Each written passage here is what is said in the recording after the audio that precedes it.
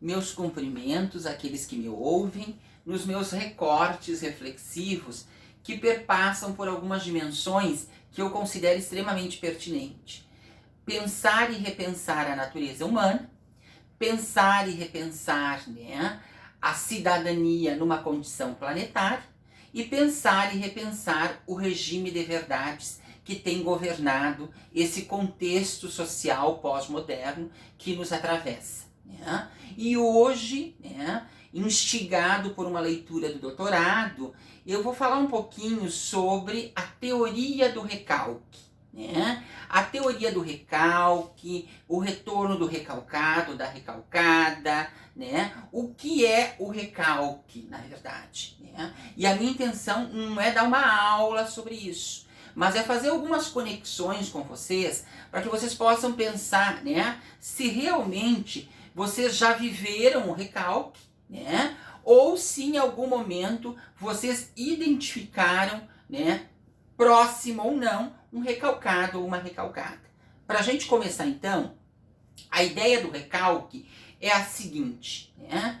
Toda identidade que sofre, né, que sofre uma manifestação de recalque é alguém que gostaria, né, gostaria de estar no lugar do outro ou de ter aquilo que o outro tem. Né? Isso é fundamental.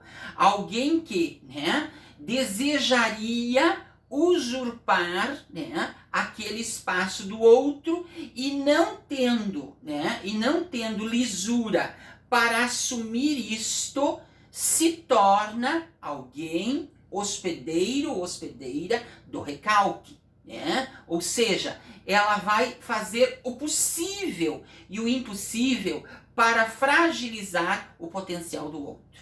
Ela se torna, então, né, não uma rival ou um rival, mas se torna, né, aquele famoso espinho no calcanhar. Né? Está ao nosso lado, geralmente o recalcado ou a recalcada, ele não sai do lado da gente. Por que ele não sai do lado da gente? Porque ele tem um compromisso.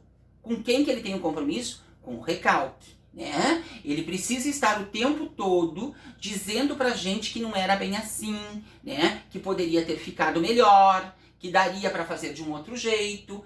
E o pior nessa história toda, segundo a psicanálise, é que a gente, né, às vezes não identifica o recalcado ou a recalcada e tem ele como o melhor amigo ou a melhor amiga porque ele nos aconselha. Ele me dá conselho. Ele diz que eu tenho que ser melhor, eu já ando sem oxigênio para tentar ser melhor e não consigo porque ele diz que sempre falta algo, né?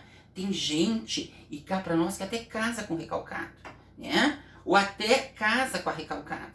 Que é aquela que, né, vai dizer que nunca tá bom, poderia ser melhor, né? Na verdade, há ali, né, intrinsecamente, subjetivamente, alguém gritando para estar no nosso lugar.